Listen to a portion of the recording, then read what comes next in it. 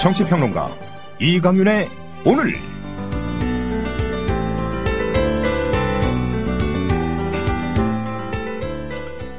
안녕하십니까, 이강윤입니다. 12월 4일 목요일 시작합니다. 다른 사항은 지금 수사 중이고 관련자들 말이 다 다른 데다가 온갖 소문들마저 난무하고 있으니까 백보 양보해서 일단 며칠 기다린다고 하십시다. 그래도 이것 하나는 묻지 않을 수 없습니다. 어제와 오늘치 한겨레 단독 보도에 따르면 박근혜 대통령이 문체부 아무개 국장과 아무개 과장은 나쁜 사람이라더라고 말했다고 합니다. 실제로 이들은 그 발언 며칠 뒤 좌천성 인사가 나서 옷을 벗거나 산하기관으로 쫓겨내려갔습니다. 대통령으로 하여금 수첩에 직접 일개 국장, 과장의 이름을 받아 적도록 만든 사람은 과연 누구일까요? 그가 도대체 어떤 사람이길래 문체부 국장과 과장이 왜 나쁜지 따져보기도 전에 대통령은 무조건 믿었을까요? 그런 게 바로 비선의 국정 개입 아닐까요? 대통령을 자신의 고충 처리 창구처럼 여기며 귀옛말 할 수 있는 사람이 누구인지 밝혀야 이번 정윤회 동양 문건 파동의 일부가 규명되는 것 아닐까요? 청와대는 이에 대해서 문체부 국장, 과장 인사는 장관 전결 사항이라는 원론적 입장만 밝히고 있습니다. 잠시 후 시작합니다. 땀방울이 뻘뻘 나는 사우나 생각나시는 분들 많으시죠? 간편하게 집안에 설치할 수 있는 원적외선 사우나 땀방울. 지금도 조선일보를 구독하는 아버지와 국민TV 조합원 아들이 함께 만들고 세계 12개국에 수출하는 원적외선 사우나 땀방울. 2인용 사우나를 반신욕기보다 싼 가격 165만원에 판매합니다. 와우. 헤어드라이기보다 적은 전기 사용으로 전기료 걱정까지 싸. 이제 땀만 빼지 마시고 건강을 업하세요. 홈페이지는 www.kirc.co.kr. 문의 전화는 010-7713-2433 010-7713-2433. 국민TV 조합원 유리맛반이 직접 설치해드립니다. 이웃나라 일본 연금 제도는 어때? 2012년 기준으로 일본은 모든 국민에게 기초연금 77만 원을 지급하고 노동자에게는 별도로 후생연금 208만 원을 주고 공무원들에게는 공무원연금 282만 원을 지급한대. 그럼 국민들에게는 기초연금 77만 원에 208만 원을 더해서 285만 원을 주는 거네. 그렇지. 일본은 공적연금만으로 노후생활 70%를 책임져 주는데 우리나라는 사적연금과 국민연금 모두 합해서 노후생활 보장률이 30%밖에 안 돼. 그래? 우리나라와 일본 차이가 많이 나네? 국민 여러분, OECD 국가 중 공적연금 수준이 가장 낮은 나라가 일본입니다. 공무원연금을 낮출 게 아니라 국민연금을 공무원연금 수준으로 높여야 합니다. 공적연금 강화, 국민 여러분과 함께 만들어가겠습니다. 전국 공무원 노동조합. 네, 12월 4일 목요일 시작합니다. 뉴스 브리핑 김영민 PD 어서 오십시오. 네, 안녕하십니까. 안녕하세요. 안민석 새정치민주연합 오늘 정윤회 씨의 딸이 승마대회에서 준우승을 했다. 근데 우승을 했어야 되는데 지금 준우승해서 지금 아깝고 불만이다 이거죠. 네. 그래가지고 아무튼 뭐 뭔가가 무슨 요술을 부렸는지 그때 그 심판 본 사람들 경찰 수사까지 받았다고요? 아니 정말 참 이게 너무나 어처구니 없지 않습니까? 네, 이게 뭐 드러난 팩트입니다. 예. 이건 뭐 지어낸 얘기일 리 없겠고요. 일국의 국회의원이 이런 거 가지고 거짓말하겠습니까? 또 서른 의원 역시 YTN 라디오 인터뷰에서 같은 말을 했습니다. 마치 김연아 선수가 올림픽에서 심판 판정 문제 때문에 은메달 안 받았다고 올림픽 심판들 모조리 인터폴에 불려가 조사 받는 것과 똑같은 것이다. 이런 말을 했는데요. 형사들도 상부의 지시라서 어쩔 수 없다고 심판들에게 이야기했다고 들었다. 안민석 의원이 오늘 아침에 국민라디오 조상훈의 뉴스바에서 밝힌 내용입니다. 네. 상부가 구체적으로 지칭되느냐라는 질문에 대해서 청와대다. 심판들은 전부 무혐의 처분됐다. 이렇게 말했습니다. 놀랍지 않습니까? 청와대가 일개 기초자치단체 경찰서 움직이는 건 일도 아니죠. 전화 한 통에 해결될 수 있을 겁니다.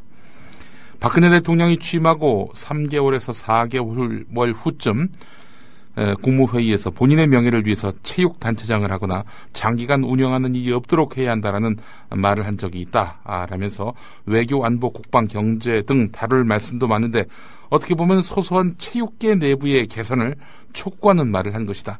그런데 이러한 대통령의 말이 정윤회 씨 측근이 관련돼 있다는 살생부에 나온 워딩과 거의 흡사하다 이렇게 주장했습니다.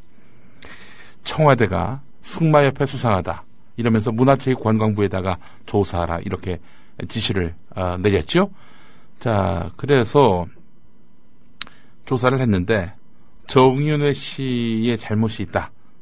뭐 이런 내용을 담은 보고서를 올렸더니 네. 청와대가 발끈했습니다. 박근혜 대통령이 장관에게 이렇게 당신 말이야. 그 사람들 잘라. 뭐 이런 식으로 얘기했다는 겁니다. 뭐 아무개 국장, 아무개 과장이 나쁘다더라. 네. 뭐 이렇게 얘기했다는 거죠. 자, 그렇게 했더니 국장, 과장 이 두 사람 이제 그래서 문화체육관광부가 당장 자르면은 이게 얼마나 논란이 커지겠습니까? 그래서 다음 인사철에 자연스럽게 교체하려고 했는데 청와대에서 다시 닥달했다는 겁니다. 그래서 혹시 유진용 장관이 조금 밉보여가지고 그런 비슷한 말을 안민석 의원이 했습니다. 그 유진용 장관이 반대했었고요. 차관 조현재 차관인 걸로 알고 있습니다. 그 사람도 반대를 했어요. 둘 다 지금 제자리에 있지 않습니다. 그러니까 모양새가 안 좋으니까 예. 서령 좀 있다가 정기 인사 때 이렇게 하면 되는데 네. 그랬는데 바로 또 며칠 있다 챙겼다는 거 아닙니까? 예, 어떻게 그렇습니다. 됐냐고. 예. 나라에서 운영하는 그 대학이 있습니다. 네네. 그 대학의 그 총장직에 조현재 차관 그만두고 나서 거기 지원을 했는데 네. 뭐 여러 가지 평가에서 1등을 했습니다. 그러나 정부가 거부했습니다. 그래서 총장이 못 됐습니다. 이렇게 정윤회를 불편하게 했던 문체부 국장과장 이 사람들을 제대로 정리하지 않아서 장관 차관이 날아간 건지 그 차관이 국립대 총장을 하려고 지원했는데 이 미끄러진 것이 또 정윤회 씨 심기를 건드린 그 죄에 대한 책임을 묻기 위한 차원이었는지 아니 뭐 서령 그것은 그냥 아직은 추측이라고 합시다. 그런데 예. 승마 대회 그게 뭐길래 예. 무슨 뭐 올림픽 뭐도 아니고 말이에요. 예.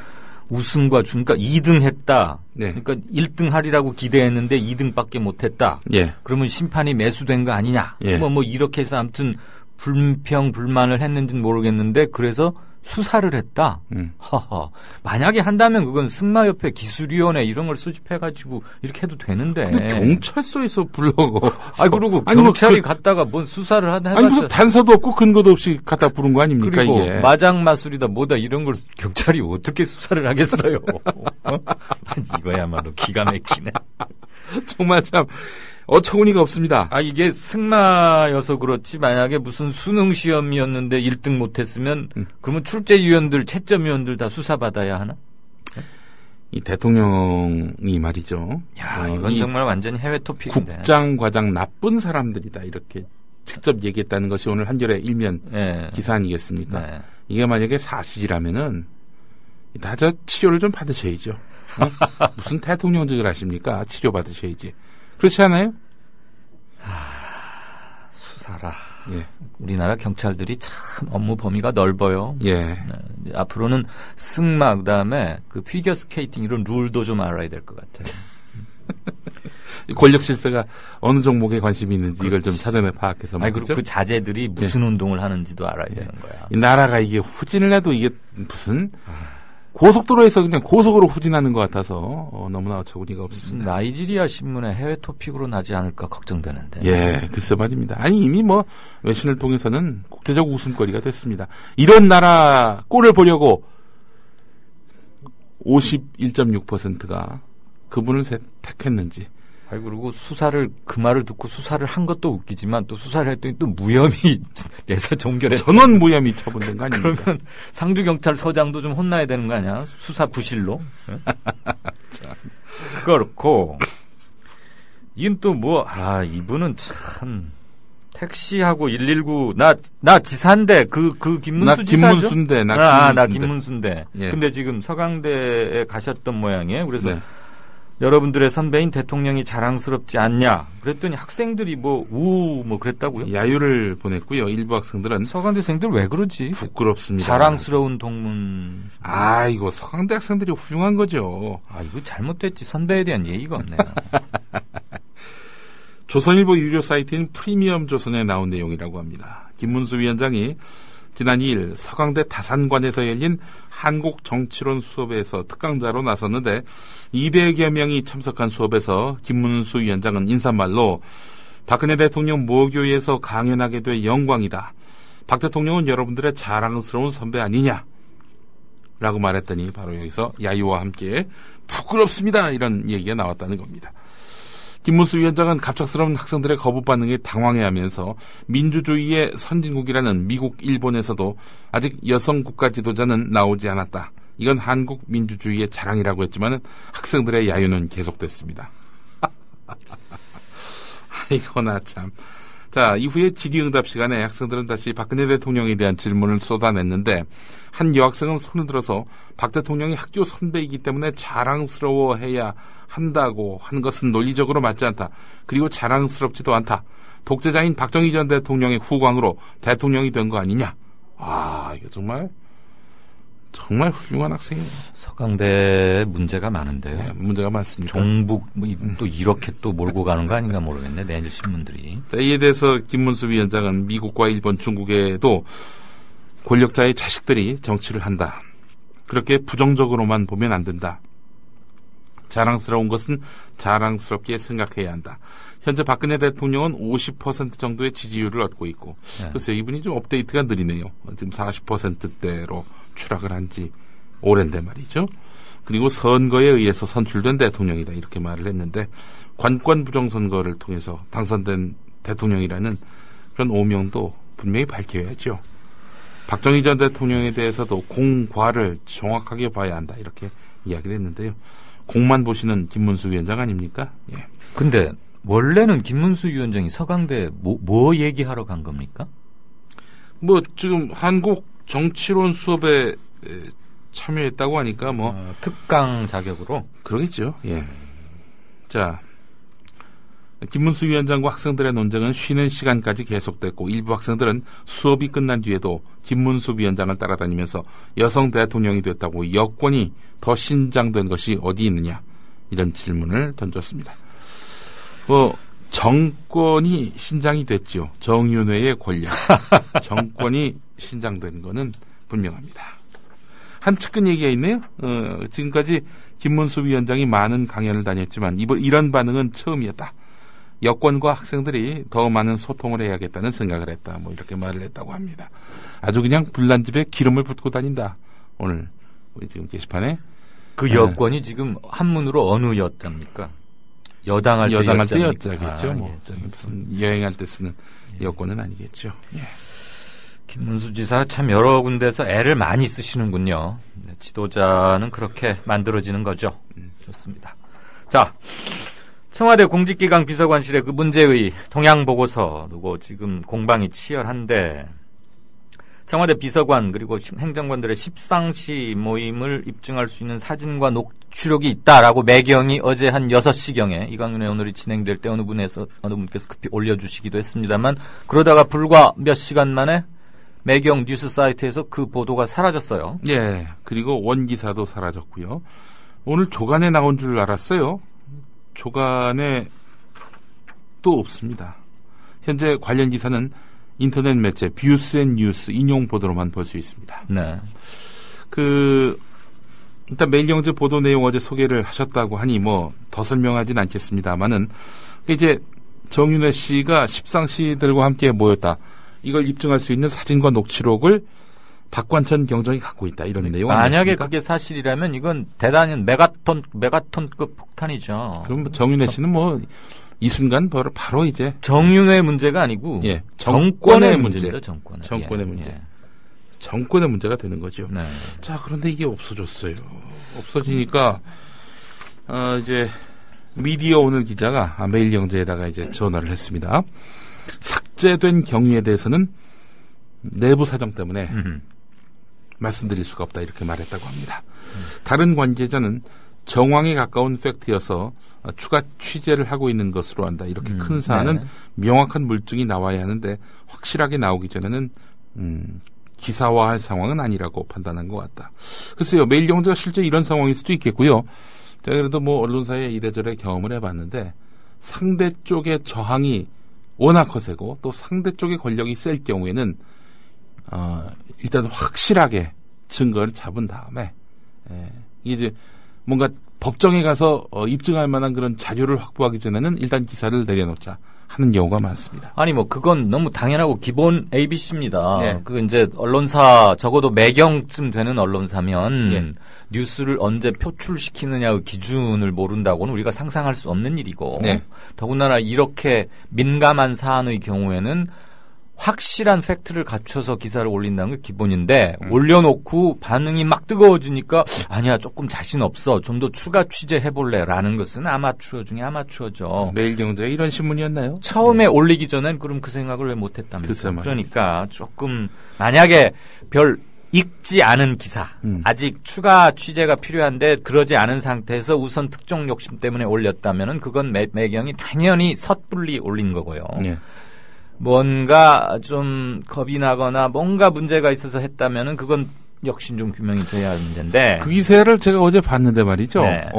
그 바이라인을 보니까 네. 그 매일경제 현직 기자들이 쓴 겁니다. 네. 항상 이제 언론사에서 나온 기사를 보면 닷컴 기사가 있잖아요. 네. 뭐 이를테면은 뭐 인터넷 뉴스팀, 예, 뭐 예. 이슈팀 해가지고 남의 기사 오락가이 한 거. 그게 아니고 기명으로 나온 밝혔다는 거예요. 얘기잖아요. 예. 그러니까 어떤 기자가 어디서 듣거나 보거나 취재를 해서 썼다는 얘기인데. 정상적인 매일경제 데스크를 통해서 네. 이렇게 출고가 된 기사였던 걸로 보였습니다. 사실 뭐 여러분들 그 지하철 서울 지하철 타시면은 오후 4시나 5시쯤 되면은 지금 경제신문들이 대부분 다 조간이긴 하지만 다음 날 조간이 아주 일찍 나옵니다. 초판. 경제신문들. 예. 그 기사에 아마 실리지 않았겠는가 이렇게 추정합니다. 제가 보지는 못했지만. 예, 저도 뭐 그건 확인은 안 됐는데. 아마 그 기사가 올라왔을 시점이 사실은 초판이 배부될 시점이었거든요. 예. 예, 어제 초판에 실렸는지 안 실렸는지는 모르겠습니다만 오늘 아침에 배달된 배달판이라든지 지금 인터넷상에서는 그 기사를 찾아볼 수가 없습니다. 팩트 체크를 충분히 해야 한다는 것은 누구도 이견을 달 수 없는 것이고. 네. 언론계 시장의 정상적인 뉴스 생산과 유통을 위해서도 당연히 강조되어야 하는 건데 그게 왜 처음에 올릴 때는 그 생각을 미처 못했다가 서너 시간 있다가 그랬냐는 거죠. 네. 그러니까 이거 역시 까마귀 날자 배 떨어진 이렇게 또 사람들이 물음표를 찍을 만한 일이 자꾸 생기면 안 된다 하는 점에서 말씀을 드립니다. 네. 그리고 요즘 이분 얘기가 많던데 그래서 박원순 시장도 조금 입장이 난처해지는 거 아니냐 그랬는데 뭐 너는 가서 뭐 술이나 따르면 뭐 좋겠다든가 그 무슨 서울시립교향악단 단원을 두고 했다는 그 박현정 시립교향악단 대표이사. 예. 뭐 나는 음해다 그러면서 사의를 표명했다가 다시 또 입장을 확 바꿨다면서요? 예, 지난 10월 29일에 이 박현정 대표가 박원순 시장에게 사의를 표하고 시장과의 면담을 요청했다고 합니다. 10월 14일 이 박 대표에 대한 탄원서가 정명훈 서울시양 예술감독으로부터 시장에게 전달이 됐는데 네. 서울시는 탄원 내용에 대한 사실관계 조사와 더불어서 법률 검토를 진행했습니다. 이 과정에서 서울시는 사안의 심각성을 인지하고 박현정 대표를 만나서 사의를 권했습니다. 이에 대해서 박 대표가 사임 의사를 밝히고 박원순 시장과의 만남을 요청했다고 하는데요. 그래서 이제 12월 1일 만났습니다. 자, 그런데 이 자리에서 이 박 대표가 그간의 입장을 번복했다는 겁니다. 서울시는 그간 적절한 조치를 취하기 위해 노력해왔다. 감사원 감사가 진행 중인 만큼 감사에 최대한 협조해 나갈 것이며 조사 결과에 따라서 엄정한 조치를 취할 것이다. 이렇게 말하기도 했습니다. 오늘 박원순 시장과 관련한 기사가 또 하나 나왔습니다. 서울시민 인권헌장. 네, 그 관련 이것이 이제 파기된 것과 관련해서 오늘 그 보수 목사들하고 만남을 가진 모양이죠. 네. 박원순 시장이 이 성소수자에 대한 보편적 차별은 해서는 안 되겠지만 자신은 동성애를 반대한다 이런 이야기를 했습니다. 지지하지 않는다라고 했던데. 네. 지지 여부를 묻거나 말할 상황이 아니고 네. 지지 여부는 뭐 개인의 뭐에 맡긴다 치더라도 네. 동성애자를 차별하지는 말자라는 게 인권헌장 제정하려던 그 원 취지 아닙니까? 네. 그런데 조금 다른 각도에서 말을 해서 네.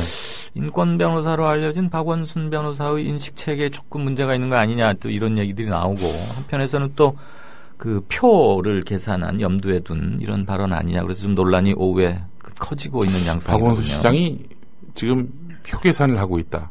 어떤 표 계산을 하고 있는 건가요? 서울특별시장인가요? 대통령인가요? 시장이야 뭐 계산을 하겠습니까? 예. 형식적으로는 두 번째 하는 건데. 예. 그런 거고. 아무튼 조금 실망스럽다. 예. 뭐 그런 반응들이 많죠. 일단 전 이런 말을 좀 하고 싶습니다. 네. 뭐 서울시 관계자가 그런 말을 하더군요. 뭐 이런 인권 관련한 헌장을 만들려고 했는데 워낙 그 의견 대립이 심해서 합의를 도출하지 못해서. 근데 합의를 도출해야 됩니까? 인권 문제에 관해서. 택도 없는 얘기죠. 예. 이게 무슨 만장일치제로 하는 그런 게 아니고 예. 인권이라는 것은 항상 기존 질서와 기존 관념의 반대를 뚫고 조금씩 쌓아오면서 영역을 넓혀온 거 아닙니까? 예. 그렇다고 보면 이게 무슨 뭐 유엔 안보리 상임이사 5개국이 모여서 만장일치여야 뭘 정하고 하는 그런 게 아니죠. 그리고 동성애자를 지지하자 이런 게 아니라 적어도 차별은 하지 말자라는 것밖에 안 되거든요. 그렇죠. 예. 근데 그거에 대해서 어느 특정 계열의 뭐 일테면 보수계 꼭 기독교 집단이 아니어도 어떤 예. 그룹이든 반대를 한다면 설득을 하고 정 안 되면 헌장이란 게 뭡니까? 상징적 의미를 담고 발표를 하는 건데 시민들이 100% 만장일치에 이를 때까지 서울시는 발표를 못 하겠다라는 얘기는 그러면 안 하겠다는 얘기죠. 네. 그거는 대선을 앞두고 이제 몸살이는 것 아니냐 뭐 이렇게 이제 비판하는 쪽에서는 얘기하고 네. 있는데요. 박원순 시장 글쎄요. 지금 뭐 주변에 대선을 위해서 뭐 가동되고 있는 팀이 있는 건지 조언하고 있는 그룹이 있는 건지 그건 알 수 없지만 그 분별력 있는 분이니까 네, 알아서 뭐 본인은 판단하시겠지만 그렇게 하겠지만 이번 건은 조금 좀 뭘 남겼다. 그리고 예. 향후에 예. 박 시장께서 다른 정치적 행로를 모색하는 수 있을 텐데 네. 그때는 틀림없이 이게 계속해서 질문을 받고 발목을 일부 잡을 성격이 다분하다고 보여집니다. 네, 뭐 제가 단언하는데요. 뭐 동성애를 혐오하고 차별을 온당화하는 사람들이 뭐 이번 일을 계기로 해서 박원순 시장에 대해서 지지하거나 그럴 일은 없을 겁니다. 그건 너무나 분명한 정황이고요. 오늘 여기까지 하겠습니다. 네, 지금까지 뉴스브리핑의 김영민 PD였습니다. 네. 미디어 협동조합 국민TV 뉴스K 앵커 노종면입니다. 정치 권력, 재벌, 특정 지배 주주로부터 오염되지 않는 언론, 국민TV가 그 실험을 해나가고 있습니다. 이런 언론이 지속 가능하다면 다른 여러 언론도 따라올 것입니다. 닻을 올린 국민TV, 순항하도록 힘을 실어주십시오.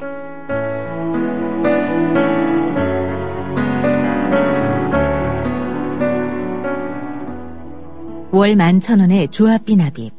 조합원 여러분의 많은 동참을 바랍니다. 자동납부는 미디어 협동조합 홈페이지 국민.tv 또는 서울전화 3144-0933, 서울전화 3144-7737로 신청하실 수 있습니다. 여러분에게 언론 혁명으로, 그래서 자부심으로 보답하겠습니다.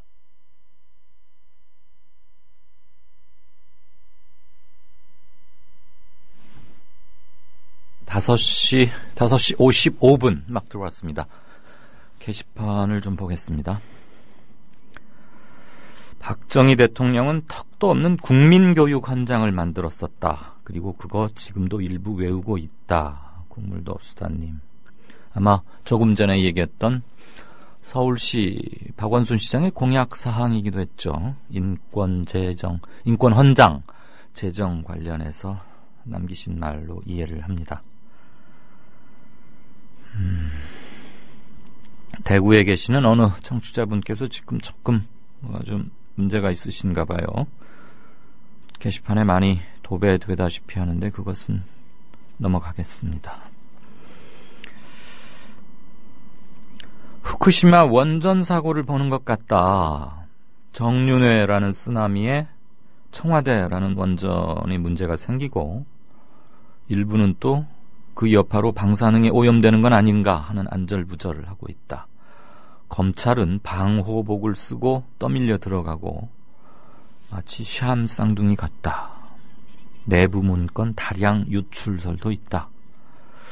네, 이렇게 비유를 하니까 또 들어맞는 듯도 보입니다. 아무튼 조어 감각 그리고 비유 능력, 패러디, 촌철살인 확실하십니다. 이분은 고맙습니다.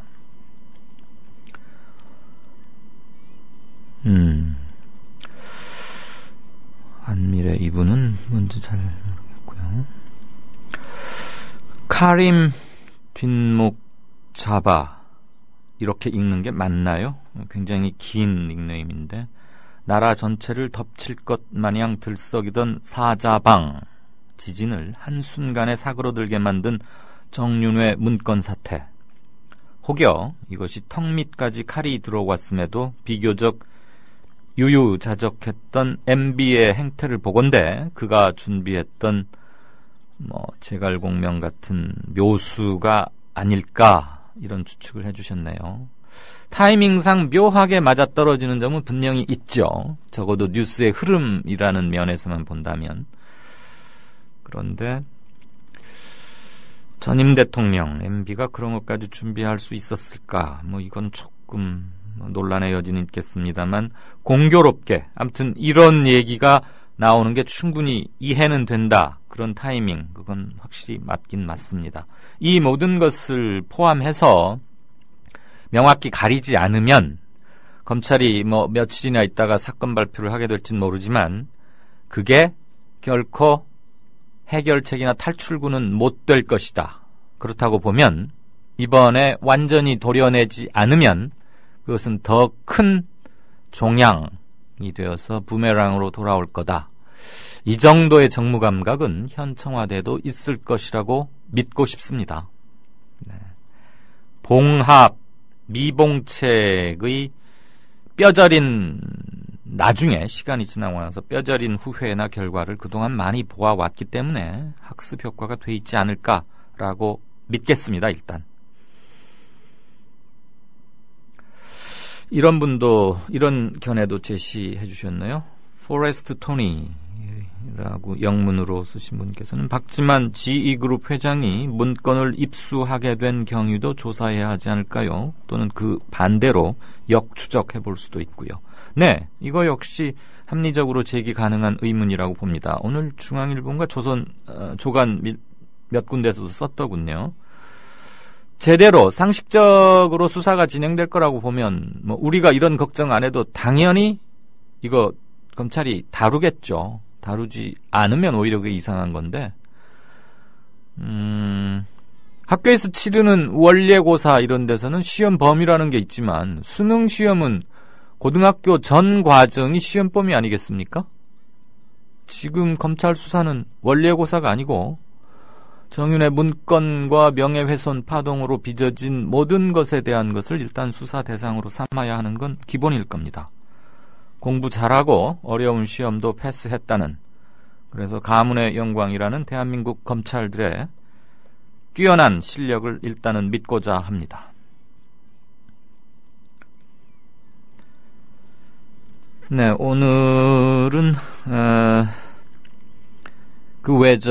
전라도 출신과 외국인들은 뽑지 않겠다. 그런 그 채용 공고문을 냈던 남양공업이라고 있지 않습니까? 어제 반월공단에 있는 자동차 부품 관련 나름대로 제법 큰 중견 기업이라고 하더군요. 그래서 제가 그 사장님을 인터뷰를 좀 하자고 그 제작진에다가 오전에 일찍 부탁을 했습니다. 도대체 어떤 생각으로 그런 채용 공고문을 내셨는지, 어떤 반발이나 어떤 비판에 직면하게 될 것을 충분히 알고 있을 거라고 생각하고, 그럼에도 불구하고 그런 광고를 왜 내셨을까? 그래서 꼭 좀 인터뷰를 하고 싶다. 뭐 무조건 비판하거나 그러려는 게 아니고요. 도대체 그분의 육성을 통해서 그런 얘기를 한번 들어보려고 꼭 좀 인터뷰를 추진해달라. 그래서 제작진이, 뭐 김용민 PD를 포함해서 제작진이 다각적인 방법으로 시도를 했는데, 남양공업의 어느 누구도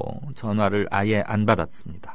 그래서 그 인터뷰는 불발됐고요. 물론 인터뷰할 사람들이야 많지만, 그래서 할 수 없이 정규직 고용 유연화 건이 요즘 화두 아닙니까? 뭐 지금 청와대 문건으로 온통 시끄럽긴 하지만 실제 우리 사는 문제는 이런 게 굉장히 중요하고, 그래서 뭐 듣도 보도 못한 중규직이란 말도 지금 새로 나오고 있는데, 그래서 정규직 고용 유연화권 관련해서 민주노총 대변인 연결해서 최근 오가고 있는 기재부의 초이노믹스의 노동 관련 정책, 이 부분 좀 얘기해 보겠습니다.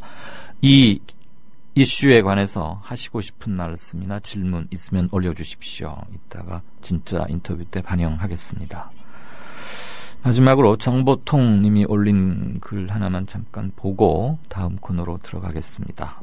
바이아웃 펀드에 관한 글인데, 일단 이 용어 자체도 좀 뭐 생소하기도 하고, 물론 아시는 분은 계시겠지만, 그래서 사모펀드 가운데 하나인 바이아웃 펀드의 뭐 이제 개념 설명부터 시작해서 굉장히 긴 글을 공부 자료로 이렇게 올려주신 것 같아요. 거기는 MBK 파트너스 관련된 얘기도 있고, 그래서 제가 이것을 뭐 굉장히 내용도 깁니다. 그러니까 일단은 공부하는 점에서 한번 읽어주십사 하는 말씀을 드리려고요.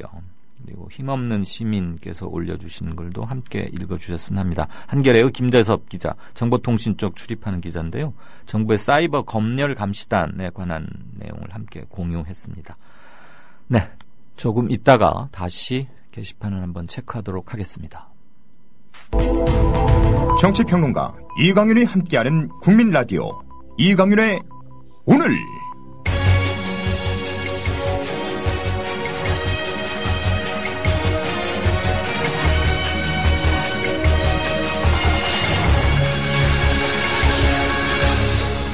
이강윤의 예리한 시각. 이제는 뉴스의 행과 간을 짚어냅니다.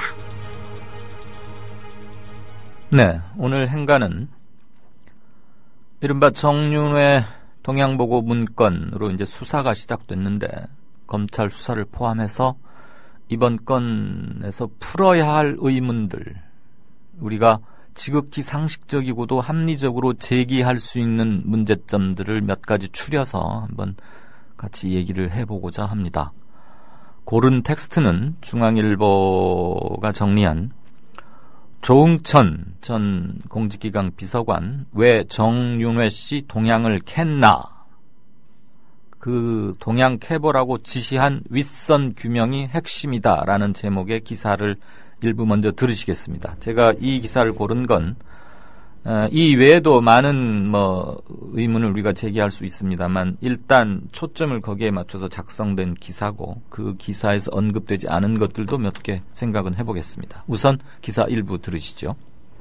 검찰이 정윤회 동향 문건 유출 사건에 대해 본격 수사에 착수한 3일, 대검찰청과 서울중앙지검엔 긴장감이 흘렀다. 이날 검찰 고위 관계자는 청와대가 관련돼 있고 핵심 당사자들은 연일 서로 다른 주장을 펴면서 의혹이 확산되고 있다며 곤혹스러움을 감추지 못했다. 그만큼 민감하고 폭발력이 큰 사안이란 얘기다. 현재 검찰이 규명해야 할 미스터리는 크게 4가지다. 첫 번째 미스터리는 문건 작성 경위를 둘러싼 의혹이다. 즉, 박근혜 대통령이 국회의원 시절 보좌관을 지내다 2004년 물러난 뒤 공식 직함이 없던 정윤회 씨의 동향을 왜 청와대 공직기강 비서관실이 조사했는지다. 네, 청와대 공직기강 비서관실이 하는 일은 공무원들의 독직, 수뢰, 비리 이런 것, 그리고 당시 업무 분장은 친인척, 대통령의 친인척 친인척들의 동향 이런 것까지를 함께 챙기는 것이었습니다. 이른바 시사저널에 보도된 정윤회 씨가 박지만 GE그룹 회장에게 미행을 붙였다라는 보도는 올 3월입니다. 그런데 이번에 문제가 된 정윤회 동향보고 문건은 올 1월 6일자로 작성이 됐고 득달같이 청와대 비서실장에게까지 보고가 됐습니다. 그렇다면 시사저널 보도, 즉 정윤회 씨와 박지만 씨 사이에 무슨 알력, 갈등, 미행 이런 것 때문에 한 건 아니란 얘기죠. 2달 빠른 거 아닙니까? 원래 공직기강 비서관실에 그런 미션, 그 직무상 책임이 주어져 있었다면 그걸 하는 건 당연했을 테고, 그 과정에서 정윤회 씨나 박지만 GE그룹 회장은 뭐 잠재적인 측근 또는 친인척들이니까 당연히 업무 범위에 들어갔습니다. 1년 동안 정권이 출범한 지 1년 뒤지 않습니까? 지금 문제가 되기 시작한 게. 그랬다면 그 미행설 그것 때문에 정윤회 씨 한번 알아봐라. 이건 아니었단 얘기죠. 왜냐하면 미행설은 3월이고 문건은 그보다 2달 빠른 1월 달에 작성이 됐으니까. 그것을 조사해보라고 일단 시킨 사람으로 알려진 조응천 전 공직기강 비서관의 얘기를 일단은 들어봐야겠죠. 그의 진술의 신빙성은 검찰이 가려줄 거라고 치고요. 이렇게 말합니다. 김기춘 비서실장이 취임한 지 얼마 되지 않았는데 사표를 낸다는 얘기가 시중에 돌고 급기야 보도도 나오기 시작해서 우리 방에 알아보라고 지시했다. 이 지시의 주체가 누군지는 지금 이 워딩, 조 비서관의 말로만 보면은 명확치는 않습니다. 김기춘 실장이 시킨 건지 아니면 공직기강 비서관이 속해 있는 민정수석, 당시 민정수석이 시킨 건지는 명확하진 않습니다. 그럼 이제 조 비서관은 자기가 그런 지시를 받았다 이거죠. 그래서 박경정이 비교적 명확한 얘기를 보고해 왔다 이겁니다. 그러니까 이제 자기는 지시를 받고 자기가 스스로 자기가 갖고 있는 가장 날카로운 이빨이라고 업무 능력을 높게 평가했던 박경정에게 알아보라고 지시했을 거 아닙니까? 당연히 그렇게 지시를 하죠. 그랬더니 박경정이 이제 한간에 떠도는 얘기도 듣고 이래저래 조사를 했겠죠. 그래서 이제 비교적 명확하게 보고를 해왔다고 주장합니다. 그 보고를 해온 게 지금 세계일보가 보도를 한 문제의 그 문건입니다. 다만 당시 조사를 비서실장이나 홍경식 당시 민정수석이 시킨 것인지는 기억이 안 난다고 말하고 있습니다. 조 전 비서관이. 저는 이 말은 좀 신뢰하기 힘듭니다. 거기가 층층시하고 조 전 비서관 위로 무슨 비서실장까지 사이에 막 몇십 명의 상관이 있는 거 아니거든요. 빤합니다. 조응천 씨 바로 위에는 홍경식 민정수석이 있고요. 그 위에는 비서실장 이렇게 딱 2단계입니다. 그리고 공무원들 군이나 공무원 계신 분들 많으시겠지만 보고 절차 이렇습니다. 일단 차상급자에게 바로 직보를 합니다. 그럼 차상급자가 그걸 들어보고 자기가 그것을 윗선에 보고를 할지 아니면 주무를 했던 귀하가 가서 그럼 직접 보고를 하시오. 이렇게 둘 중에 하나입니다. 대개는 민감한 사안이고 할 때는 이 일을 맡았던 실무 책임자로 하여금 직접 보고하게 합니다. 단지 그 보고서를 중간에 한번 스크린은 합니다. 이건 좀 부족한 거 아닌가? 이 부분 보충해야 되지 않을까? 내 생각엔 이 부분을 좀 더 추가로 취재를 하거나 알아봐서 하는 게 좋겠다. 이런 정도의 의견 표명을 하고 수석이 할지 비서관으로 하여금 직접 보고토록 하시오랄지 그걸 정해줍니다. 교통정리. 아마 사안이 민감했기 때문에 전달 과정에서 혹시 오차가 생길지 모르니까 민정수석은 조응천 전 비서관으로 하여금 귀하가 직접 가서 실장께 보고하시오라고 한 것으로 저는 추측합니다. 거기까지는 설령 그렇게 수석이 그런 스탠스를 취했다고 해서 이상할 건 없습니다. 그런데 조 전 비서관이 나에게 그런 풍문이 도니까 알아보라라고 지시를 한 사람이 누군지를 잘 모르겠다? 글쎄요. 이럴 수는 있겠죠. 비서실장이 홍경식 민정수석을 불러다가 찌라시나 세간에 이런 얘기가 돈다는데 한번 알아보시오. 왜냐하면 그 민정수석실에서 해야 되는 거니까. 그러면 그 말을 들은 홍수석이 조전 비서 이제 자기 방으로 와서 조 전 비서관 좀 들어오라고 그래. 그래가지고 이것 좀 알아봐라고 시켰을 거 아닙니까? 그러면 비서실장께서 말을 하기를 이러이러 있다고 하니 알아보시오라고 했는지, 비서실장이 지시한 부분은 빼놓고 요즘 이런다는데 알아보시오라고 했는지는 불분명하죠. 그럼 그 말을 듣는 조 전 비서관 입장에서는 이게 홍수석의 지시인지 김기춘 비서실장의 지시인지를 헷갈릴 수는 있을 겁니다. 그렇다고 그 자리에서 대개 공무원들 일하는 방식이 이게 지금 홍수석님의 지시입니까? 아니면 그 윗선인 김기춘 실장님의 지시입니까? 라고 따져 묻기는 좀 뭐 할 겁니다. 어쨌거나 그 지시자가 누구인지는 솔직히 그렇게 중요한 사안 같지는 않은데, 지금 본인은, 조홍천 씨는 누가 시킨 건지는 기억이 안 난다고 합니다. 정윤회 씨 얘기는 이겁니다. 조홍천 전 비서관이 박지만 이지그룹 회장과 잘 안다는 거는 세상이 다 아는 일이다. 박 회장이 여기서 내가는 정윤회 씨입니다. 내가 사람을 시켜서 미행했다는 잘못된 주장을 하면서 비선 실세 의혹이 커졌다 이겁니다. 그러니까 자기는 억울하다 이거죠. 자기는 미행시킨 바 없다는 거 아닙니까? 그래서 박지만 회장이 조 전 비서관에게 부탁해서 자신에 대한 조사를 했다는 겁니다. 그런데 미행 얘기가 이제 시사전에로 보도된 건 3월이고, 그 미행은 한 12월, 그러니까 1월 6일 날 보고서가 작성되기 그 이전에 이제 이루어졌다. 이걸 우리는 추론할 수 있는 거죠. 물론 시사저널에 석 달쯤 있다가 보도될 수는 있습니다. 뭐 늦게 접보를 했거나 제보를 늦게 받았으니까. 아무튼 박지만 미행설과 이 문건 사이에 직접적 관련이 있는지 여부는 아직 확실하진 않습니다. 방증으로는 충분히 가능합니다. 자, 또 두 번째 풀어야 할 건 이겁니다. 그 문건의 내용 사실 여부입니다. 이재만, 정호성, 안봉근 비서관 등이 작년 10월부터 매달 2차례씩 서울 강남 압구정동과 청담동의 일식당 그리고 중식당 등에서 모임을 가졌는지, 그리고 그 일단 모임을 했는지 그건 해야겠죠. 저는 그건 그렇게 어렵지 않다고 봅니다.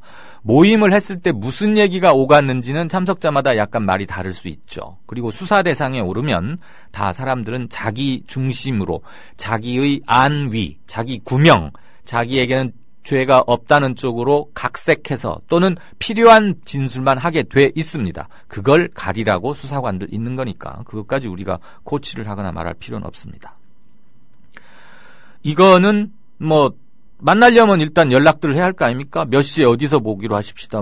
지난번 그 식당이 아니고 오늘은 어느 식당으로 가시죠. 이런 말들 할 거 아닙니까? 상식적으로. 그러면 통화 기록 이런 거 보면 확인이 될 겁니다. 여기까지 할지 궁금하고 관심입니다. 다음. 대통령 기록물 관리법으로 처벌 가능한 청와대 문건 유출의 경로는 중요한 미스터리 중 하나입니다. 그런데 누가 어떻게 무슨 목적으로 누구에게 유출시켰느냐가 대통령을 비롯해서 청와대의 최고 관심사항입니다. 며칠 전에 발언한 걸 보니까. 그런데 국민들은 누가 유출을 시켰는지도 관심이지만 우선 그 문건에 쓰여 있는 게 사실인가? 사실이라면 어디까지 사실인가? 그거가 더 궁금합니다. 청와대로서야 당연히 발칙하게 어느 자가 이런 걸 유출시켜서 이 곤란한 일을 초래했지? 그러니까 그걸 밝히고 싶겠죠. 찾아내고 싶고. 오죽하면 국기문란이라고 했겠습니까? 오늘 어떤 변호사에게 제가 여쭤봤더니 국기문란이라는 것은 대한민국 어느 법률 조항에도 없는 용어라고 하더군요. 사람들이 궁금해하는 건 유출 경로는 두 번째, 세 번째고 거기 쓰여있는 게 진짜인지 아닌지를 알고 싶은 겁니다. 국정 개입이 있었는지, 국정농단이 있었는지. 청와대 그중에서도 박근혜 대통령을 지근의 거리에서 보좌한다는 20년간 모셔온 3명의 비서관이 서류 더미를 싸들고 나가서 강남에 있는 식당에서 정윤회 씨를 만나서 그런 얘기를 했는지 여부인 겁니다. 그런 얘기를 했다면 큰일이고요. 나라가 나라 꼴이 아닌 거고요. 그게 사실이 아니라면 누군가가 음해하려고 이걸 만들었구나. 그럼 왜 그 사람은 있지도 않은 사실을 풍문이나 찌라시를 빌어서 왜 음해하려고 했을까? 그걸 밝히면 되는 겁니다. 검찰은 대통령이나 청와대의 궁금증만 풀어주려고 했을 게 아니고 국민들의 궁금증도 당연히 풀어야 하는 거 아닙니까? 왜요? 국가기관이기 때문에. 다음 네 번째. 정유회 씨가 이른바 사람을 시켜서 박지만 이지그룹 회장을 미행했는지도 밝혀야 합니다. 그게 이번 파동의 첫 시발점이라고 여겨지는 것입니다. 오토바이 기사를 시켜서 했다는데, 그리고 오토바이 기사를 붙잡아가지고 자술서도 썼다고 하는데, 시사전날에 그렇게 보도돼 있죠? 자술서 썼다면 그거 찾아야 되는 것이고, 만약에 사실이 아니라면 누가 왜 그런 거짓말을 했는가도 밝혀내면 되겠죠.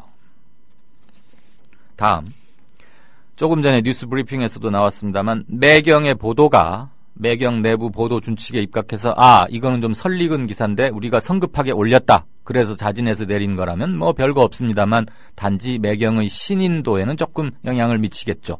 그게 아니고 정말 사진, 모임을 찍은 사진과 녹취록이 있다면 이거야말로 한 말씀만 드리죠. 어마어마한 일입니다. 절대 여기서 끝날 수가 없는 거겠죠.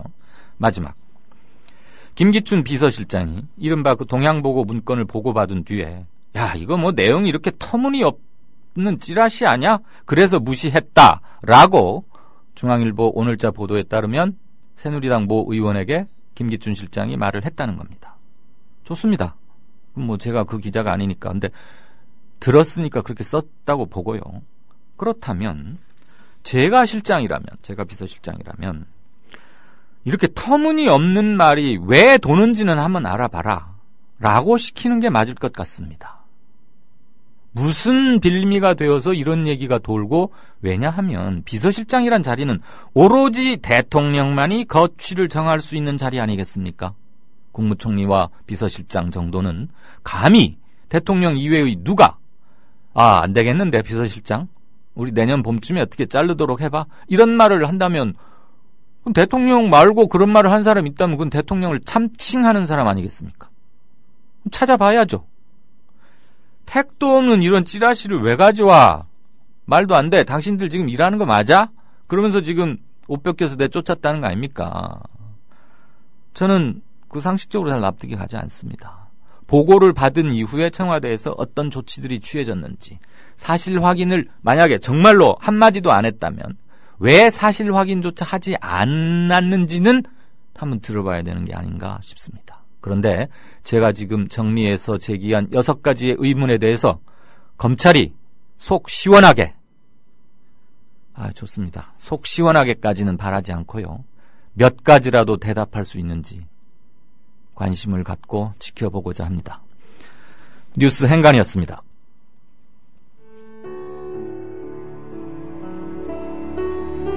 경남 거창에 사는 조합원 백함나무님. 남편의 유언으로 온 가족이 미디어 협동조합원이 됐습니다. 라디오 비평 들으실 때마다 아이고 속이 시원하다 이렇게 하시더라고요. 본인이 먼저 하시고요, 가입을. 그 뜻을 이제 알았기 때문에 손자, 손녀 6명까지 그렇게 이제 다 가입을 하게 됐지. 작고한 부부는 왜 국민TV 조합원 가입, 이것이 이 시대에 꼭 필요한 언론운동이라고 확신했을까요? 가슴 아픈 가족사가 있었습니다. 저는 민족일보 조영수 그분 그때부터 관심을 많이 가지시고, 저 동아투이 그때 남편이 저 광고도 내고 또 한겨레 주주도 되시고, 저희 시어른 되시는 분이 보도연맹에 억울한 죽음을 당하셨습니다. 중학교 때 아버지가 억울하게 그리고 옥살이 하실 때 그 도시락을 가지고 감옥에 가서 어느 날 갑자기 그래 이제 총살 당했다는 그런 걸 안 겪었으면은 또 뭐 평범하게 살았을 수도 있는데.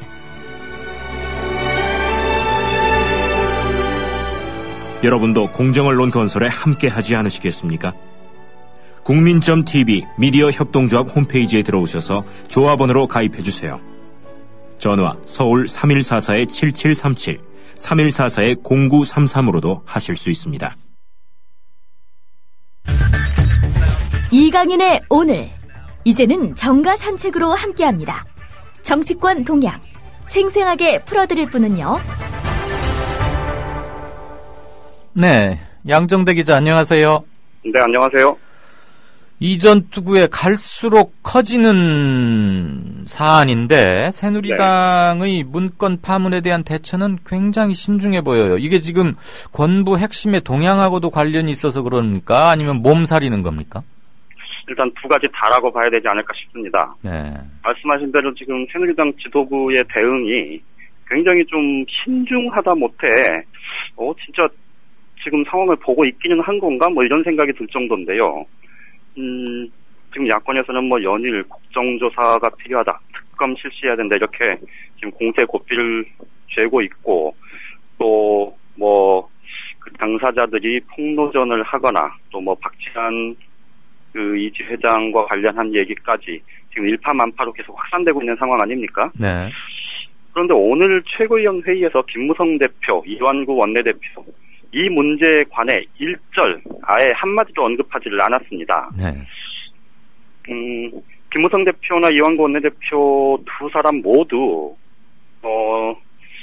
며칠 전 최고위원 회의에서 그러니까 그게 이제 월요일이었죠. 월요일 날 최고위원 회의에서 이제 검찰이 어차피 수사한다 그러니 지나친 정쟁은 좀 하지 말자. 그리고 이런 그 의혹 제기 정도로 나라가 시끄러워져서는 안 된다. 뭐 이런 원론적인 얘기를 그때도 원론적인 얘기를 하긴 한 건데 그 이후로는 아예 지금 이 문제에 관해서는 단 한마디도 안 하고 있습니다.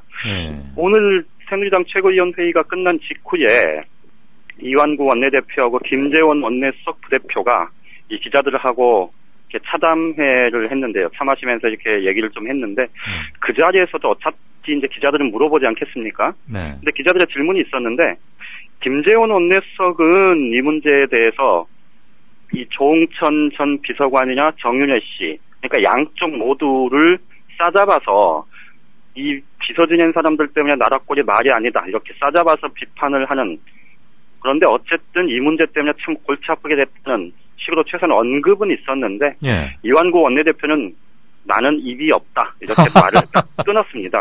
그러니까 지금 두 사람 김무성 대표나 이완구 원내대표 모두 굉장히 지금 신중하게 반응을 하는 건데 랭킹 1, 2위가 모두 다 입이 없다 이거네요.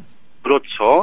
그런데 이제 그 이유가 뭘까 곰곰이 좀 생각을 해보면 말씀하셨던 대로 이게 지금 권력 핵심부 간의 이 권력 투쟁, 이 양상으로 지금 벌어지는 일이라 섣불리 지금 끼어들기가 좀 쉽지 않은 그런 측면이 하나가 있을 거고요. 그런데 더군다나 이 문제가 지금 그동안에 이 김기춘 비서실장이나 또 문고리 권력 3인방, 박지만 이지 회장 이런 사람들을 둘러싼 권력 암투설이 사실 작년 중후반부터 지금 계속해서 나오고 있잖아요. 예. 그 와중에 지금 문건 파문이 터졌고 지금 한쪽에서는 그 문건의 정당성을 굉장히 강도 높게 주장을 하고 있고 그런데 실제로 여러 인사들이나 뭐 몇몇 곳에 국정원이든 어디 뭐 청와대 인사든 또 경찰 인사든 그리고 몇 가지 정황 이런 것들로 보면 사실 또 이 권력 암투설이 이 사실관계를 맞춰보면 뭐 이어질 가능성도 열려 있는 거고. 예. 그러니 섣불리 이건 절대 아닌데 왜 야당이 국정조사 특검 카드 꺼내냐고 그냥 이렇게 목소리를 높일 그럴 상황도 아니라고 지금 판단을 하는 것 같습니다. 그러니까 예전 같으면 국정원 대선 개입 사건 불거졌을 때도 보면 여당 지도부가 앞장서서 청와대 뭐 경호무사를 자처하고 나섰지 않습니까? 예. 그런데 이번 같은 경우는 좀 달라요, 스탠스가. 그러니까 김무성 대표가 뭐 원래 이제 비주류 쪽이고 그래서 그런 측면도 있을 거고 그런데 이완구 원내대표까지 함께 신중한 걸 보면 예. 지금 논란이 되고 있는 문제의 불똥이 어디로 튈지 그리고 사실관계가 어떻게 드러날지 이런 부분들에 대해서 100% 이건 아니다 이렇게 생각을 하고 있지는 않다는 그런 추론이 가능할 것 같고요. 예.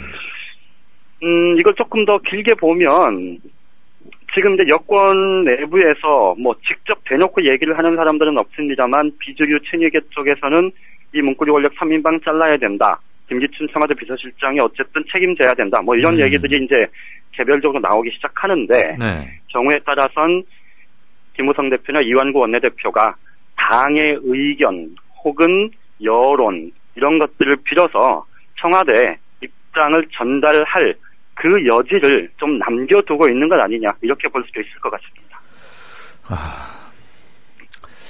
그 말씀 잘하시고 눈치 빠르신 분들이 랭킹 1, 2위가 모두 다 우리는 입이 없다.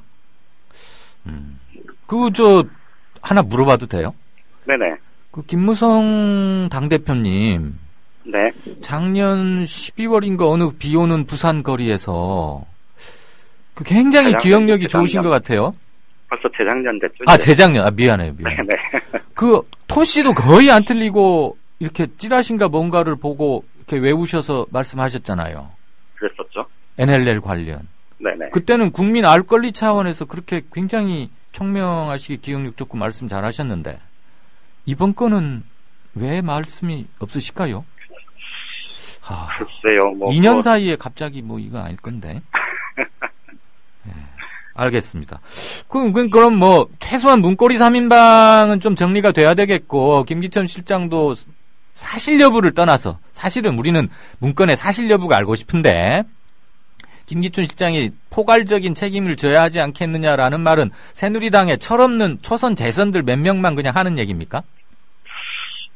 지금 현재까지는 아주 공개적으로 이 문고리 권력 3인방이나 김기춘 비서실장의 책임론을 제기한 그런 경우는 거의 없습니다. 그러니까 이제 기자들하고 만나면 저도 그 얘기를 몇 사람한테 듣긴 했는데 기자들하고 만나면 이게 이 정도로 사태가 번졌으면 사실은 이 대통령 주변에서 이 3인방이 제 역할을 할 수 있겠냐.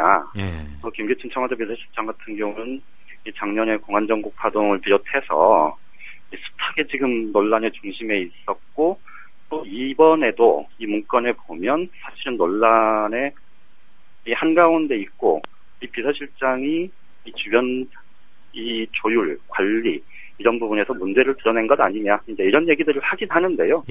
그걸 지금 대놓고 하는 사람들은 없죠. 그런데 문제는 뭐냐면 이게 이제 어제 오늘 사태가 조금씩 악화되고 오늘은 특별히 더 진전된 상황은 없습니다만 검찰 수사가 지금 이 문서 유출 부분에 이 주력하는 듯 경찰청 정보 1분시 서울경찰청 정보 1분시를 대상으로 압수수색을 진행을 하지 않았습니까? 네. 이 검찰의 수사가 실체적 진실 그러니까 이 문건에 나온 내용의 진위 여부 이쪽보다 오히려 문서 유출 쪽에 그리고 특히나 이 경찰들 입장에서 보면 이 서울경찰청 정보 1분실 또 이태원에 있는 2분실 이런 곳이 이 경찰들 사이에서는 거의 심장부다 이렇게 인식이 되고 있는 지역이라고 합니다. 그런데 여기에 대해서 압수수색을 한 거에 대해서 지금 경찰 내부 분위기가 굉장히 안 좋다는 게 여기저기 전언인데요. 이게 지금 유출 문제가 경찰 청와대 파견된 경찰들의 소행 이렇게 지금 몰아가는 듯한 그렇죠. 그런 분위기가 되면 이게 또 권력 기관들 간의 압력 이렇게 또 번질 가능성도 지금 배제를 할 수 없는 상황이거든요. 정말 엉뚱하게 불이 지금 새끼불을 계속 치고 있는 거네요. 그럴 가능성이 현재로서는 꽤 있어 보입니다. 청와대가 지금 이미 어제 직간접적으로 기자들한테 우리가 내부 알아봤더니 이게 박관천 경장이 한 거더라. 그러고 지금 이미 못을 박아서 얘기를 해버렸지 않습니까? 그러게요. 검찰 수사는 이제 아직 시작도 안 한 상태인데. 그러니까 전반적으로 상황 자체가 지금 유기적으로 관리될 수 있는 그런 상황을 이미 좀 벗어나는 듯한 그런 양상도 좀 보이는 것 같고요. 그래서 그 새정치민주연합의 박지원 의원 산전수전 다 겪은 사람 아닙니까? 네. 근데 이 박지원 의원이 레임덕은 이미 시작됐다는 투로 이렇게 단정적으로 얘기를 했을 정도니 상황에 따라서는 이제 처음 질문하셨던 것에 대답을 해보면 이 문고리 3인방이나 이 김기춘 비서실장의 거취 문제에 대한 논란이 조만간 수면 위로 떠올라서 굉장히 큰 논란으로 번질 가능성 현재로서는 농후하다 이렇게 봐야 될 것 같습니다. 그냥 대통령의 그 말 한마디로도 검찰에서는 대충 알아들었을 텐데 세세한 답안지까지 딱 주면서 검찰에다 넘겨버리면 검찰이 어떤 결과를 발표하든 사람들의 신뢰는 더 떨어질 거잖아요. 그렇죠. 그거를 청와대가 모른다는 게 저는 이해가 안 가요. 그러니까 박근혜 대통령이 엊그제 이 수석비서관 회의에서 그 얘기를 그러니까 그 문건이 처음 보도된 게 금요일이고 그러면 사실 주말 새 토요일 일요일 아무리 뒤졌어도 명명백백하게 상황을 다 정리가 됐을 거라고 보기는 어렵지 않습니까? 그렇죠. 그러면 수석 비서관 회의에서 이 단정적으로 이 문건은 진실이 절대 아니고 네. 또 문건을 유출한 게 국빈문란이다. 이렇게 얘기를 할 게 아니고 예. 사실 수석 비서관 회의라는 거는 대통령이 국민들한테 얘기하는 자리가 아니잖아요. 그렇죠. 그렇죠. 청와대 근무자들한테 자신의 국정 운영 계획 이런 것들을 구체적으로 설명하고 지시를 하는 자리이기 때문에 이건 국민들한테 자기 입장을 설명하는 자리가 아닌데 그러면 그런 자리에 뻔히 보도가 될 상황이었다면 비서실장에게 사실관계를 확인해 봐라. 예. 그리고 문건 유출 부분은 명확하게 조사를 해라. 뭐 이런 정도로 얘기하고 좀 시간을 벌었어야 되는 것 아니냐. 예. 이런 지금 지적들을 여권 주변에서 하고 있거든요. 그렇죠. 그러니까 결국은 박근혜 대통령이 너무 조급하게 상황을 정리하려고 했던 것 아니냐. 그러면 이렇게 조급했던 이유가 있었을 텐데 네. 그게 과연 뭘 거냐. 그리고 또 하나 박근혜 대통령이 그 당 대표 시절부터 이 박근혜 대통령으로서 나오는 메시지와 언급 이런 것들 대부분이 지금 정호성 제1부속실 비서관을 통해서 나온다는 것 아닙니까? 네, 네. 실제로 메시지 관리 담당이기도 하고요. 그렇죠. 일각에서는 지금 여권 내부에서 그런 얘기 하는 사람도 있어요. 그 1일 날 수석 비서관 회의에서 박근혜 대통령이 읽은 그 메시지 자체가 바로 정호성 비서관의 손에서 나온 거 아니냐. 이런 얘기입니다. 국기문란이고 유출자 반드시 찾아내라 이거. 그렇죠. 그리고 그 비서는 없다 뭐 이런 거 말입니다. 예. 그러니까 결국은 이 당사자들이 지금도 이 박근혜 대통령의 눈과 귀를 막고 있는 건 아니냐. 지금 이렇게 울분을 토하는 친박계 의원들도 꽤 있습니다. 그러니까 인적 쇄신론 얘기가 조금만 무슨 빌미만 생기면 네네. 구멍이 뭐 이번 건을 두고 누가 뭐 댐에 구멍이 뚝 터졌다. 그래서 그러면 걷잡을 수 없게 된다는데 그 구멍이 누구 눈에도 확실히 보이기 시작하면 당연히 제기가 될 수밖에 없겠네요. 그 한 말씀만 더 드리면 예. 이제 3인방의 진퇴 문제가 만약에 이렇게 수면 위로 이제 공론화돼서 떠오르면 예. 사실은 3인방을 적극적으로 보호하고 나설 사람이 하면 거의 없을 거다 이런 얘기가 있는데 그게 왜 그러냐면요. 예. 박근혜 대통령이 당대표 시절부터 3인방이 지금 연배가 보면 40대 중반 후반 아닙니까? 그렇죠. 네. 보통 3선, 4선 의원들보다 훨씬 어린 거고 이제 이미 10여 년 전이면 예. 그때는 뭐 40대가 아니고 이제 30대 중후반이었을 테니까. 예. 그런데도 그때부터 이미 뭐 재선 3선 의원들이 이 박근혜 당시 당대표 혹은 이제 대선 후보로 유력하던 이 박근혜 의원과 통하려면 예. 3인방을 거치지 않고는 통할 수가 없었다는 겁니다. 네네. 그 유명한 얘기죠. 그렇죠. 이미 예전부터 이들 세 사람이 전횡을 저지른다. 전횡을 휘두른다. 뭐 이런 얘기가 많아서 실제로 당 내에서 친박계 의원들 사이에서도 이 사람들에 대해서 호의적인 그런 생각을 가진 피력하는 사람들을 찾기가 사실 쉽지가 않습니다. 무서워서 눈치는 보지만 마음속으로는 다들 꽁 하고 있다 이거죠. 그렇죠. 오히려 지금 그런 상황에서 그나마 좀 진짜로 당내에서 그들 3인방한테 지금도 좀 뭐랄까 이게 이 사람들한테 좀 함부로 예. 좀 직설적으로 얘기할 수 있는 사람이 거의 없죠. 국감 기간 동안에 얼라들 발언을 했던 유승민 의원이 거의 유일무이하다. 이게 거의 정설입니다. 유 의원도 조만간 있다 큰일 나는 거 아니에요? 글쎄요. 알겠습니다. 오늘 뭐 명확히 정리를 해주시고 가르마를 타주시네. 양 기자, 내가 뭐 하나 물어볼게요. 네네. 여자들 한복 대충 아주 초고급으로 맞추면 한 벌에 얼마쯤 하는지 알아요? 어떤 거요? 한복. 그 최순실 씨 관련한 얘기 때문에 그런가요? 근데 그게 예. 그 사실이랍니까? 340만 원짜리 한복? 그게 이제 최순실 씨가 이 박근혜 대통령이 입는 예. 의상을 이제 되고 있다. 이 얘기는 사실 2007년 대선 후보 경선 당시에 한나라당 대선 후보 경선 당시부터 나왔던 얘기고요. 그게 이제 처음 보도가 된 거는 한 인터넷 언론이에요. 아, 그렇군요. 예, 한 인터넷 언론인데 그 언론 지금도 있는 언론인데요. 네. 그 언론이 보도를 했는데 당시에 이 이명박 캠프에서 지원을 해서 실제 그 정보 수집 과정에는 이명박 캠프가 적극 관여했었다. 뭐 이런 얘기가 굉장히 많았다고 하고요. 그래서 이제 최순실 씨가 그때는 최순실이라는 이름이 나오진 않았다 그러는데 네. 어쨌든 그때부터 나왔던 얘기 쭉 지금 계속해서 현재 진행형인 얘기 네. 그리고 이제 오늘 뉴스토파가 공식적으로 다뤘는데 어쨌든 그런 얘기들이 계속 나오고 있는 상황입니다. 네. 뭐 그 최순실 씨가 최근에는 좀 더 세련되게 이름도 바꿨다던데 압구정동에 한 200억쯤 되는 빌딩을 갖고 있고 거기 뭐 입주한 뭐 회사 이름들도 나오고 아무튼 돈은 좀 있으신 모양이에요. 그런가 보죠. 그러니까 뭐 비싼 옷도 막 사드리고. 알겠습니다. 저는 한복 한 벌에 340만 원이라는 얘기 듣고 깜짝 놀랐습니다. 예, 고맙습니다.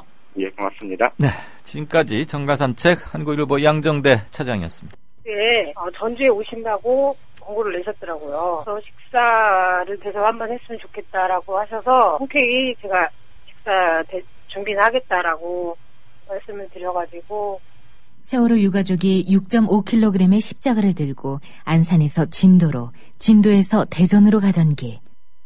함께 동행하기도 했고 길목마다 식사를 대접했던 따뜻한 이웃이 있었습니다. 바로 미디어 협동조합 조합원이었습니다. 그 가운데 한 명, 전주에서 음식점을 운영하는 조합원 수정원 님입니다. 상황버섯 닭백숙하고요. 그 한우 전문점을 하시는 분이 그분께서도 불고기도 협찬해 주시고 해가지고 이제 밥이랑 해서 반찬 이렇게 싸서 제가 좀 보내드린 적이 있고요. 하루빨리 특별법이 통과가 돼서 진상규명이 이루어져서 유가족들의 가슴 아픈 그런 부분들을 빨리 풀어드려야 된다라고 생각하고 있습니다. 착한 사람들이 만드는 아름다운 공동체 미디어 협동조합에 여러분을 초대합니다. 미디어 협동조합 홈페이지 국민.tv 또는 서울전화 3144-0933 서울전화 3144-7737로 신청하실 수 있습니다.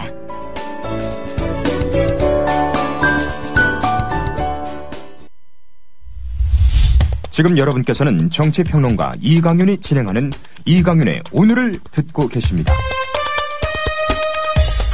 이강윤의 오늘은 팟캐스트 포털 팟빵에서 다시 들으실 수 있습니다. 의견과 건의가 있으시면 게시판에 남겨주세요. 네, 진짜 인터뷰 들어가겠습니다. 6시 38분이거든요. 정부가 최근 정규직 노동자를 개혁 대상 뭐 이렇게 좀 상정을 하고 연일 뭐 공세 또는 좀 뭐 아무튼 좀 제한할 필요가 있던 그 연일 내놓고 있죠. 특히 기재부 중심으로.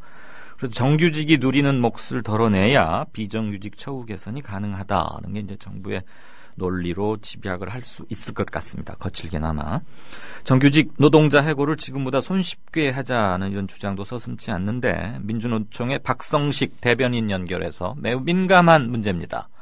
얘기를 좀 들어보겠습니다. 박 대변인 안녕하십니까? 네, 안녕하십니까? 안녕하세요. 제 전화 목소리 잘 들리시는지요? 뭐 조금 작긴 하지만. 아, 그래요? 예. 저는 지금 괜찮습니다. 아주 크게 말씀드리고 있는데 최대한 키워보죠. 예. 민노총 60만 직선 투표 어제부터 시작됐습니다. 우선 뭐 이 얘기부터 하시죠. 투표 상황 순조롭습니까? 아직 뭐 일주일간 투표 기간이고요. 네. 오늘이 이제 이틀째인데 아직 초반이라고 보시면 되고요. 예. 총 투표권자는 67만 1,270명에 달한다고 보시면 됩니다. 예. 이런 데는 좀 그 정치 참여 의식도 높고 그럴 것 같아서 투표율도 상당히 많이 나오지 않을까 싶은데. 예. 아직까지 근데 뭐 전체적인 투표율은 초반이라 높진 않아요. 그러니까 오늘까지 투표율을 말하는 게 아니고 네네. 최종 투표율은 어느 정도로 예상하고 계시는지. 저희가 이게 사상 처음으로 실시하다 보니까 근거 자료가 거의 없습니다. 그래서 물론 자료는 없지만 예측하기가 거의 어렵고요. 네. 근데 이제 초반에 이제 투표한 사업장들을 보면 네. 뭐 빠짐없이 투표하신 넘거나 거의 80% 넘거나 해서 투표하는 사업장들은 굉장히 투표율이 높은 편입니다. 예. 일주일 동안 뭐 내내 한 사업장에서 다 투표하는 게 아니라 그 중에 한 3, 4일을 투표하는 경우도 있기 때문에 조금 더 지켜봐야 됩니다. 민노총은 특히 응집력과 정치 참여 의식이 높은 집단이라서 그냥 참고로 여쭤봤습니다. 지난 대선 때 우리 투표율이 뭐 72%가량 됐기 때문에. 자, 그렇고 고용 유연화. 말이 좀 딱딱하고 어렵습니다. 예, 그렇습니다. 쉽게 말해서 뭡니까? 뭐 유연화라고 하면 뭐 좋은 말로 들리는데 이게 사용자의 시각에서 얘기를 하는 거죠. 사용자가 보기에 고용이 유연해서 마음대로 채용하고 또 마음대로 이제 자르기도 하고 이게 노동 유연화의 한 범주로서 고용 유연화가 얘기되는데요. 그밖에 뭐 노동 시간 유연화도 있고 임금 유연화도 있습니다. 그래서 다시 말해서 뭐 고용 유연화는 해고를 손쉽게 하고 또 하나 다양한 편법 고용을 도입하도록 하는 겁니다. 뭐 간접 고용이라든지 특수 고용이라든지 이렇게 좀 보시면 될 것 같고요. 그밖에 뭐 노동 시간 유연화는 시간을 마음대로 사용자가 조절할 수 있게 해달라. 그리고 임금 유연화도 임금도 올리고 내리고를 사용자가 자의적으로 할 수 있게 해달라. 사실 이런 얘기라고 보시면 됩니다. 이런 와중에 이른바 초이노믹스는 정규직의 안정적 고용에 좀 손을 대고 있지 않습니까? 정규직 해고를 좀 쉽도록 하자. 그래야 일자리가 많아진다. 이런 건데 거기에 동의하십니까? 당연히 아니죠. 예.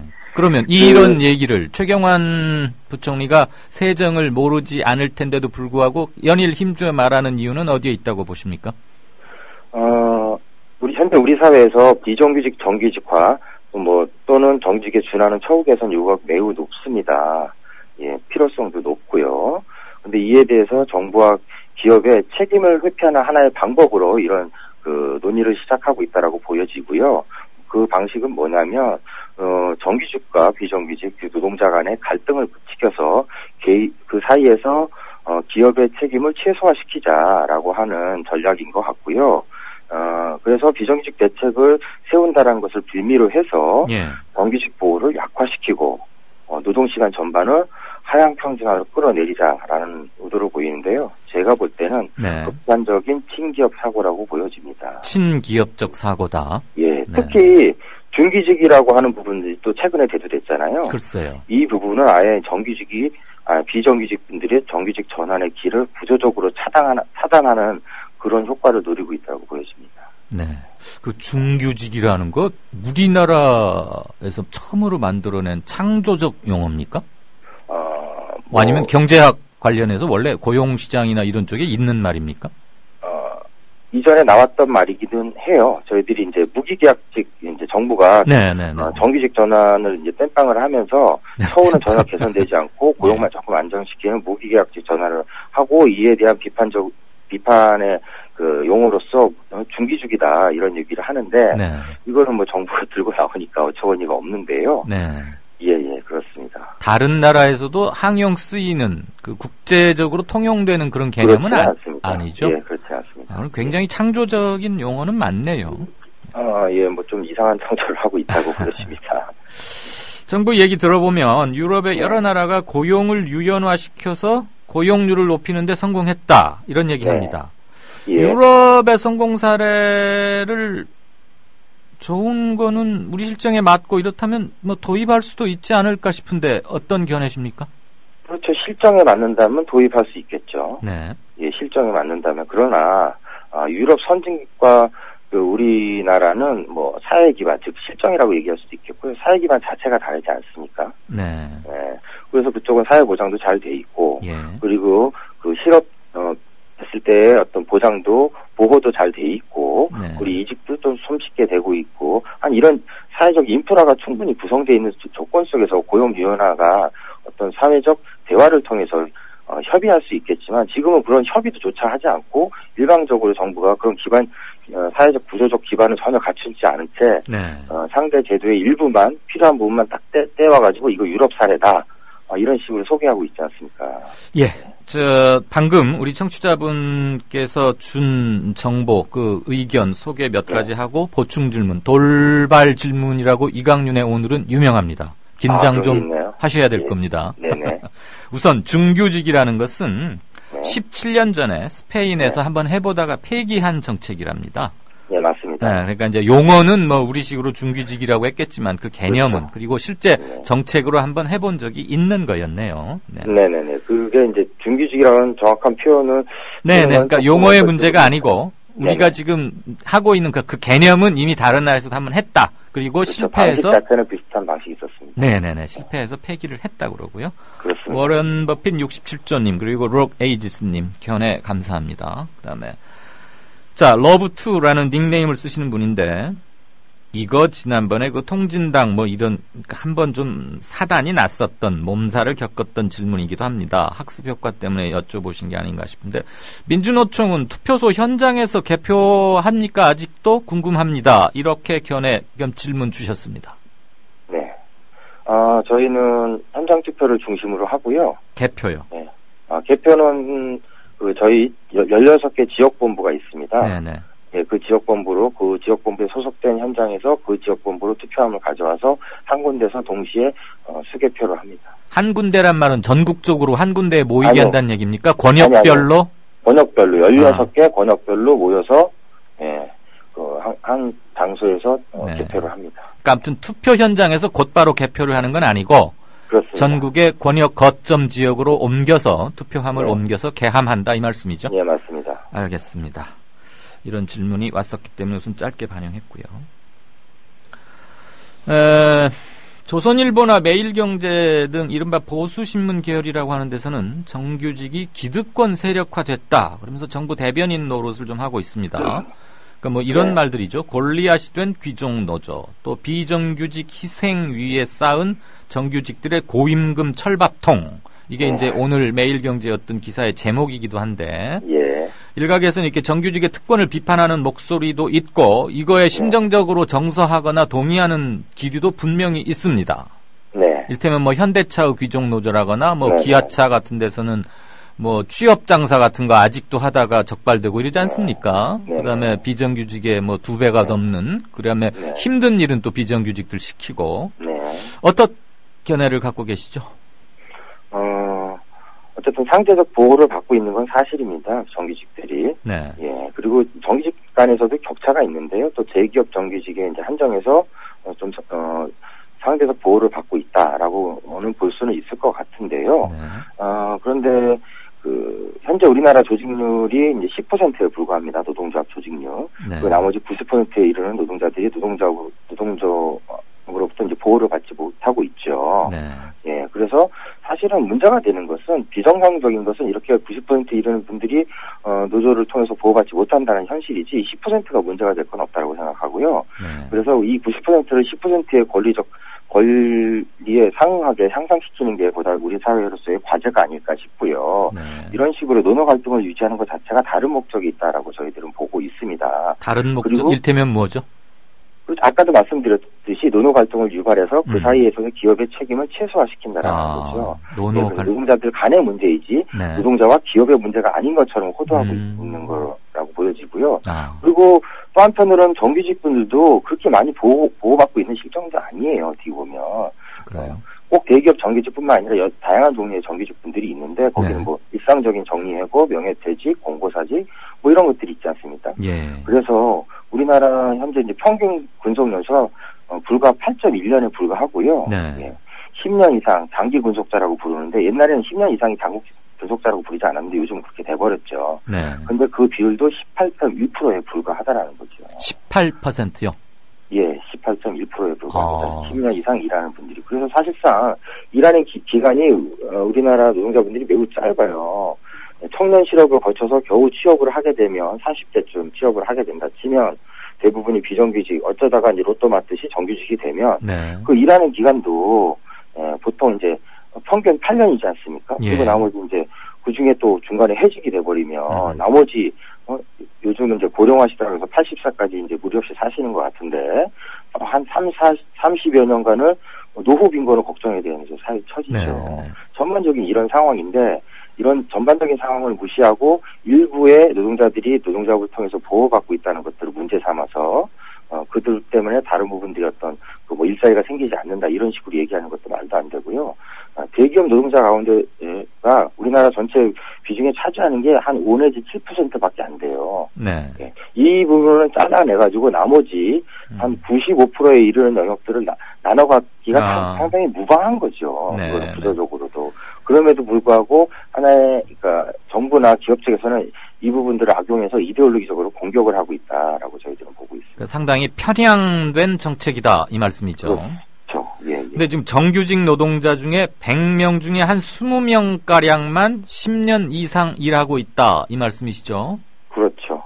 예. 이 통계는 제가 처음 듣는 거여서 확인 겸 해서 다시 질문을 드렸고요. 예, 자, 지난 정부 때 꽤 역할을 하셨던 그 유명한 경제학자인데, 김대환 경제사회발전 노사정위원장, 이런 얘기 했습니다.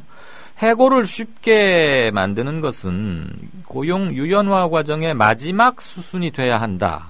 그럼 이제 사실상 반대를 했는데, 그리고 여당 내 일부에도 이런 기류가 있고, 민노총 당연히 그러리라고 봅니다만, 김대환 노사정위원장의 견해에 대해서 어떤 평가하시는지 이거 아주 압축적으로 짧게 부탁드립니다. 예, 고용유연화에 대한 사회적 반발을 우려한 발언이라고 보여지고요. 네. 문제는 여전히 노동유연화의 방향에는 크게 다르지 않다고 보여집니다. 네, 중간 돌발 질문이라기보다는 좀 제언 같은데 한마디 전해드리죠. 메아리라는 닉네임을 쓰시는 분께서 6시 49분 방금 민노총 조합원입니다. 위원장 후보자들이 현장 방문도 없고 홍보물도 잘 안 보입니다. 이런 말씀 주셨습니다. 선거 첫 직선제인데 좀 신경 덜 쓰는 거 아닙니까? 후보분들께서 돈다고 도셨는데 처음이다 보니까 아무래도 준비가 좀 미비했던 것 같습니다. 예, 그래요. 또 전국의 산재에 있는 모든 취지도 저분들한테 더 가깝게 다가가기 위한 것이니까요. 예.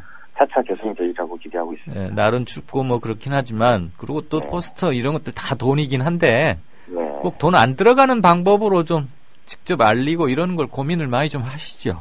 네, 언론에서 많이 도와주시기 바랍니다. 아이고, 또 언론만 자꾸 기대지 말고 본인들도 뭘 해야 그거를 또 언론에서도 하는 거지. 그렇죠. 예. 네. 자, 정부가 고용 유연화 정책 계속 강행할 거면 민노총 어떻게 대응하실 겁니까? 저희들은 결사 반대를 해야죠. 근데, 어쨌든 이거는 이제 법 개정 사안이기 때문에 대부분, 그런 정책을 발표한다고 해서 바로 달라지거나 하지는 않을 것 같아요. 예. 내년에 아마 한 2월이나 3, 4월에 이제 정기국회 때 어떻게 다뤄지냐. 사실상 그때가 이제 정점이 될 텐데요. 네. 그 전까지 저희 조직 내 조직력을 많이 끌어올리고 준비를 하고, 그리고 정부가 또 그런 대책을 발표한다고 하면 당장 또 저희들 반발을 해야겠죠. 네. 있는 역량 다 모아서 최대한 저항하고, 그리고 실질적인 입법 단계에 들어가서는 파업까지도 고려하는 강력한 대응책을 마련할 생각입니다. 마지막 질문 드리죠. 민노총 전체 조직 차원에서는 정규직과 비정규직 어느 한쪽 내칠 수도 없고 양측을 다 함께 이렇게 같이 가면서 특히 더 열악한 쪽을 더 좀 이렇게 강화해야 되는 그런 거 있지 않습니까? 네네. 그런데 실제 개별 사안으로 들어가서 보면 정규직과 비정규직 사이에 이해가 상충하는 부분이 분명히 있습니다. 네. 그런 거 어떻게 조율해 나가면서 공동선을 찾고 그 공동선을 확대할 요량이십니까? 네, 우선은 저희가 더욱더 비정규직 문제에 역량을 투입할 필요가 있고요. 이번에 출마하신 후보분들도 모두 다 공통적으로 비정규직 문제 해결을 전략적인 사업으로 위상을 놓고 있습니다. 그런 점에서 좀 더 지켜봐 주십사라는 말씀을 드리고 싶고요. 네. 이게 근데 문제는 구조적으로 기업 노조의 한계가 있습니다. 노동조합이 기업별로 이제 구분되다 보니까 기업 내 이익에만 몰두하게 되고 그 사업장을 벗어난 사회적 문제에 대해서는 좀 등한시하는 요소가 어느 정도 이제 구조적으로 마련되는데요. 그래서 산별 노련으로 간 거 아닙니까? 그렇죠. 그래서 극복하기 위해서 산별 체계로 저희가 이제 노력하고 있는데 이게 산별 체계가 저희만 노력한다고 되는 게 아니라 그 사용자들도 이 산별 체계에 대해서 호응을 하고 그리고 정부가 제도적으로 뒷받침해야 되는데 이게 이제 저희만 이제 산별 노조를 얘기를 하고 있어서 이게 제도로서 정착되기는 사실상 못하고 있어요. 한 가지 우리 대변인께 조금 아프거나 비판적으로 들릴 수 있는 질문이지만 이 대목에서 추가 질문 하나 드리겠습니다. 네. 원래 속성상 사용자, 즉 기업 측에서 노조, 특히 민노총 같은 데와 관계가 좋으리라고 예상하셨다면 그건 너무 순진한 게 아닌가 싶고요. 그렇죠. 정부도 민노총 편을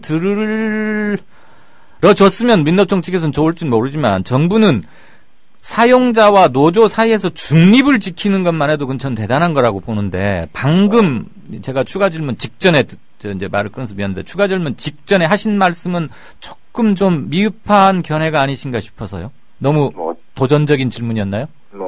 어떤 측면이죠? 아니 지금 그 사용자들도 좀 노조에 대해서 미온적이고 정부도 좀 그렇기 때문에 힘들다. 예, 알겠습니다. 라고 하셨는데 한별 교섭 자체에 대해서 응해야 된다라는 거고요. 교섭에 응하는 것은 사용자의 의무이기도 하죠. 네. 그런 지점을 제가 말씀을 드린 거고, 예. 물론 그렇게 이제 뭐 사용자의 교섭에만 기대서는 문제가 풀리지 않는 건 사실입니다. 그래서 민노총이 조직력을 키우고 투쟁력들을 강화해야 될 필요가 있다고 생각하고요. 예. 또 한편으로는 정부가 최소한 중립이라도 지킬 수 있도록 이러저러한 정치적 문제에도 많이 관심을 가져서 저희들이 뭐 정치투쟁이라고 얘기하기도 하는데 정치투쟁도 뭐 성실히 수행을 하고 그리고 보다 공정할 수 있는 정권이 나타날 수 있도록 여러 가지 뭐 진보 정치의 역할을 또 충실히 한다든가 이런 부분에 대해서도 소홀해서는 안 되겠죠. 통합진보당, 그러니까 진보당이라고 이름 바꿨는데 거기하고는 이제 더 이상의 제휴는 없습니까? 개별적인 관계는 여전히 이제 연대의 관계는 유지를 하고 있습니다. 조직 전체 차원에서는? 모든 진보 정당하고 그런 관계는 유지하고 있고요. 네. 다만 이전에 어떤 뭐 민주동당 시절처럼 배타적 지지를 한다거나 뭐 이런 관계는 이제 단절된 상태고요. 네. 그렇습니다. 네, 잘 알겠습니다. 너무 질문이 까칠했다 이런 생각하시는 건 아니시길 바랍니다. 네네.